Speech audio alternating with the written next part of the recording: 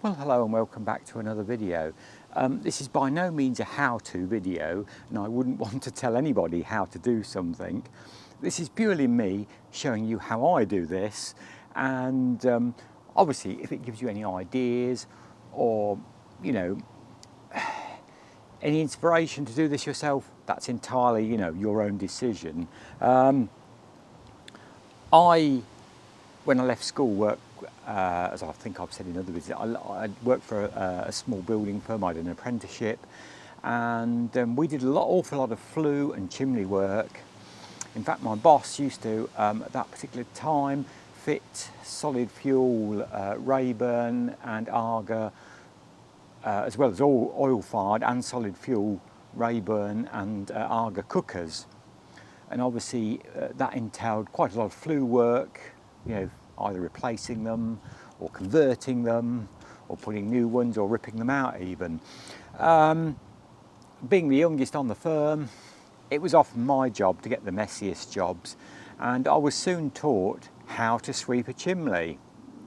And my goodness, some of those big old farmhouses, and we even worked on quite a few manor houses, they had mighty chimneys. Sometimes we would sweep down, if we'd got scaffolding, we'd tie a brick, if it was having total renovations, we'd tie a brick on a chimney brush, as like that, and drop it down from the top. But more often than not, the house was being lived in and we couldn't do that, so we'd sweep conventionally with a brush.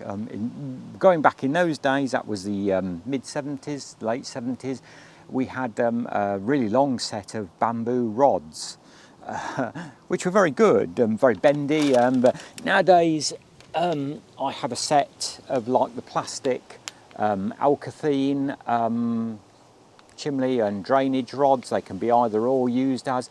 I do like them with the brass threaded screw-on fittings, and my brush is getting a bit old now, but it's still okay.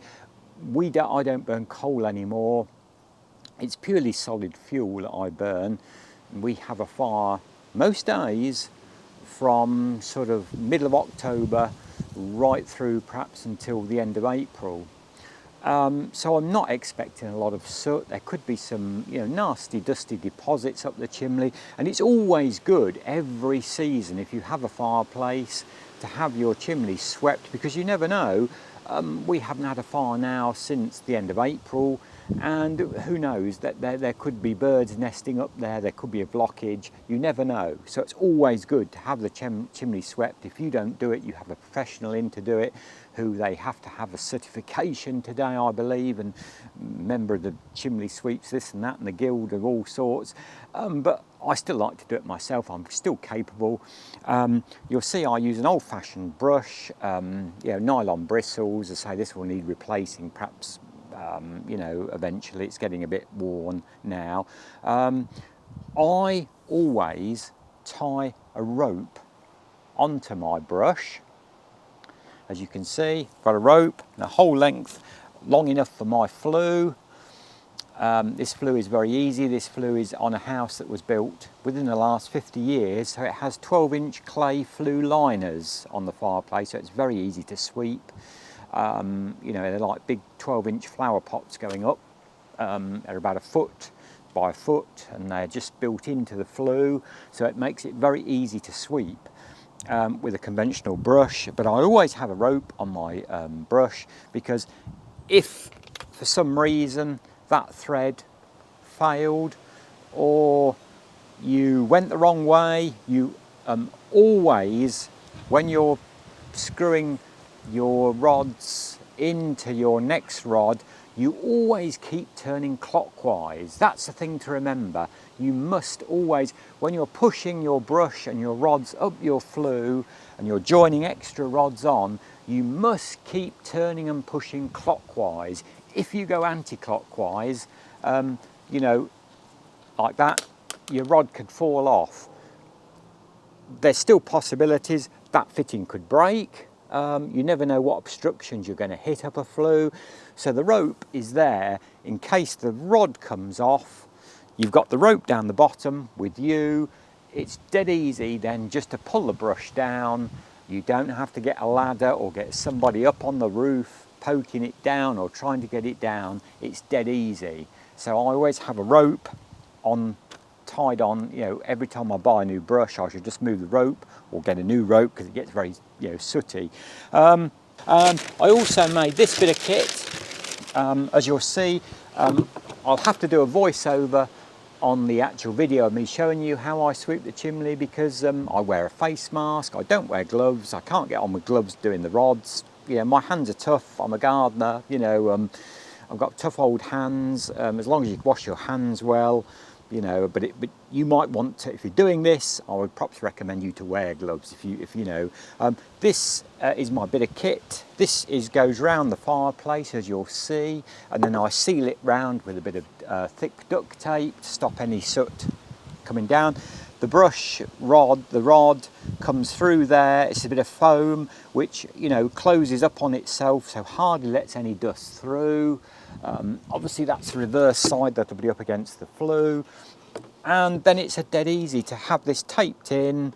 You know, I put my knee on it to give it extra support while it's up against the wall, and just push the rods through and you don't get any dust in the room. I find this really works. It's a simple bit of block board with a little bit of sort of 3x2, just as a bit of a foot in there to fit it on into the grate round the hearth, and that fits up against the wall like that, and then you've got an access point to get your rods. I have to get the brush started.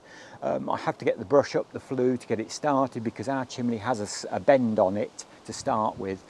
But once I've done that and got the first couple of rods on, then I'll fit this and push the rods through, pull my rope through, dead easy. And it's as simple as that, as you'll see on the video.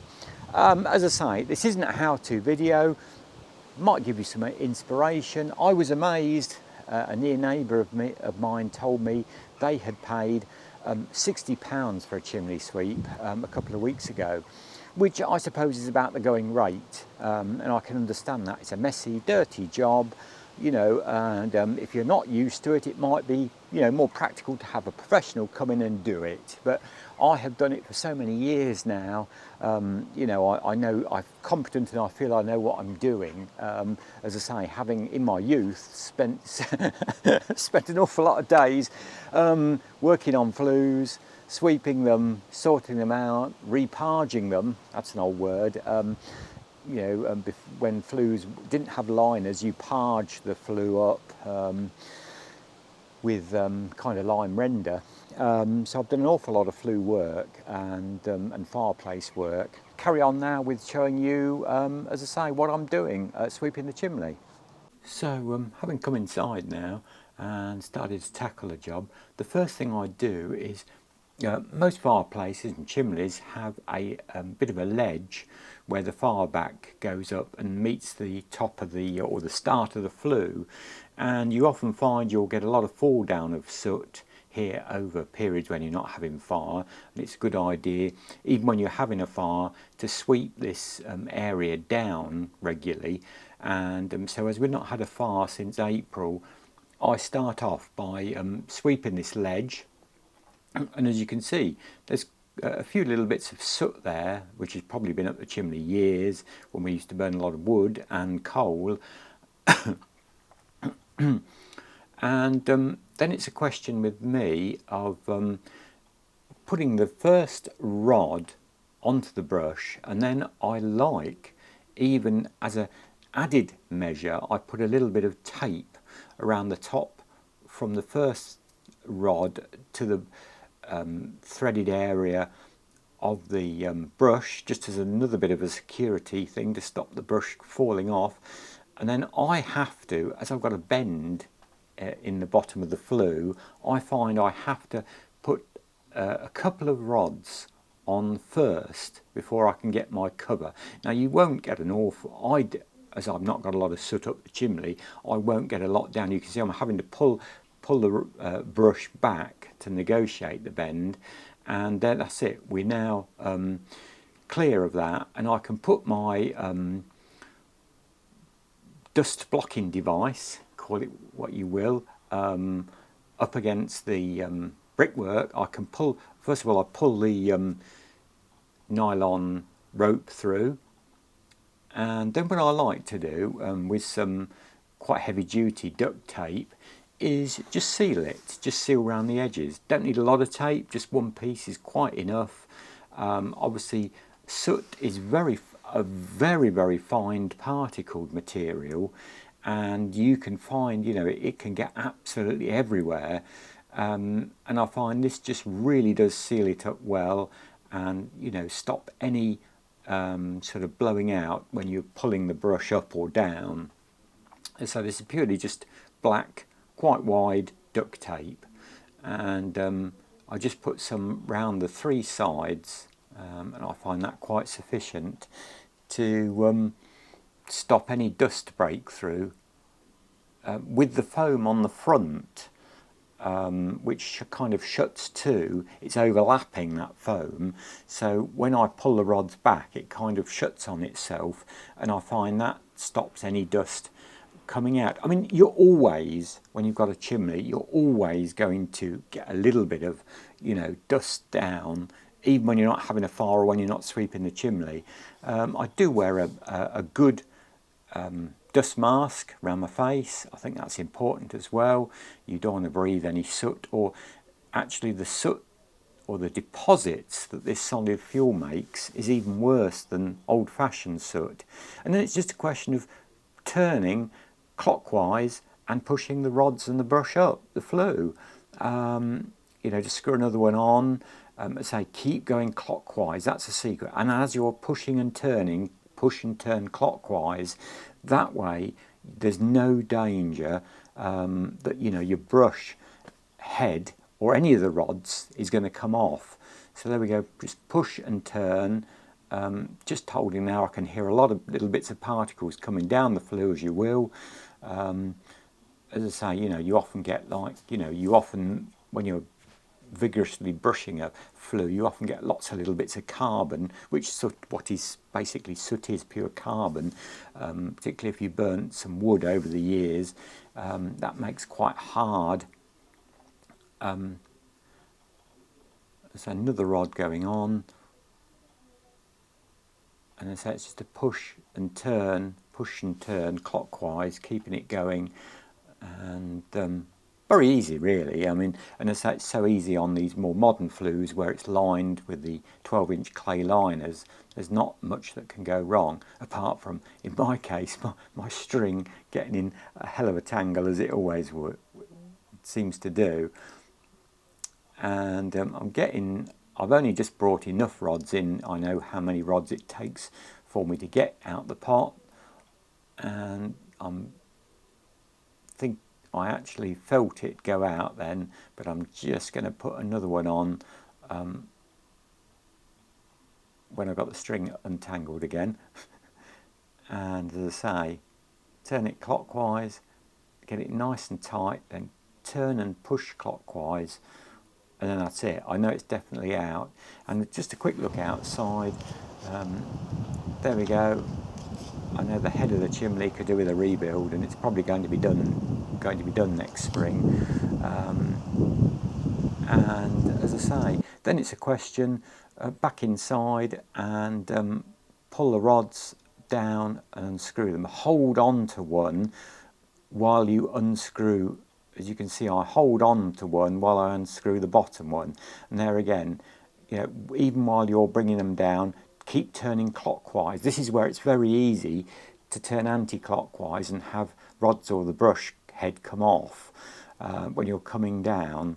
So even when you're coming down, keep turning clockwise and hold the top rod and unscrew the second rod. And there we are. I've had the brush fall into the fire grate. Now I normally, to cut this video so it's not too long, I do this twice. I put the brush up twice for good measure, and I think, you know, all areas of the flue have had a good brushing. It's been up twice. If I've missed any the first time, you know, so this is the second time that I've done this, and then it's a question of rolling my rope up and then that can be pushed back through the hole with the foam, as I say, which is overlapped, so it seals itself.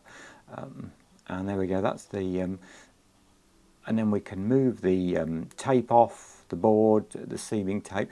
You'll see, you know, I often look, and I should have showed it, there is actually no, if you've got a very dusty chimney, you'll see marks on that tape, but the tape is absolutely clean, so I know there's not a lot of soot come down. I can now, it's quite safe to remove the mask. And it's been left a little while for it to settle, which is always another good idea. I should just leave that there. Obviously I've got loads of dust sheets all on the floor, all on the furniture, and on the television is all dust sheeted over. The brush obviously is always a little bit sooty, and that rope. So what I do, go straight in a bag, and obviously I'll take that outside and then give it a good brushing off on the garden. You know, it's ready for next time then, and tidy the rope up a little bit. As I say, and it's as easy as that, really. There again, then don't forget, you've probably left a lot of soot on the ledge, on the top of the far back, like I did before I started sweeping the chimney. So there again, I'll get my little brush and bucket and sweep all that down that's on the ledge, you know, where the far back ends and the chimney starts. You probably have a bit of a sloping ledge there, and so it's really important to make sure that's swept down, because you could have a big pile of soot there that could, you know, if you left it, could, you know, be start a chimney fire if you didn't, you know, sweep that down. And I say it's always a good idea when you're having fires throughout the winter months to regularly sweep that down anyway, because you always get a little bit of stubborn soot that falls down over the, you know, when you're having fires, if you've had a hot fire particularly. And then it's just a question of sweeping the soot out the, you know, the bottom of the fire grate there. And there wasn't a huge amount of soot this time, as I knew there wouldn't be, because this is probably very old soot from years ago, because as I say, the last 2 years now we have been burning this modern solid fuel, which is supposed to burn now, because since May of this year it's supposedly forbidden to burn coal on open fires. If you have coal left, you can still burn it. There you go, I'm showing you how much, you know, very minimal amount of soot really there. Yeah, so if you've got coal left, you can still use it up and burn it. And then I have an old workshop hoover, an old Dyson that I resurrected, that I bring in and give everywhere a really good hoover up with this old hoover. Obviously I wouldn't recommend you to use your good household hoover for this, because soot does taint and make things smell, but this hoover, this old workshop hoover, is fine. You know, I even hoover right up, right to that ledge, right up to the first liner there, and get any little bits of soot that have fallen down that I've missed brushing. Many thanks for watching. I hope some of you might have found that of interest. And as I say, it's certainly not a how to do it video. That was just my way I sweep my chimney. There's many different ways you could do it, I'm sure, but I've done it successfully like that, you know, for many years. Obviously, very important, I probably didn't stress, you know, that to keep the flues clean, obviously to avoid chimney fires first and foremost, and as I said, you know, also make sure the chimney is completely free of any obstructions. Also, obviously, you know, after it's not been used for, you know, 6 months of the year. So very important job really to sweep chimneys and make sure they're kept clean. But as always, many thanks for watching, and I'll be back with some more videos very shortly. Until that point in time, as always, thanks for watching and bye for now.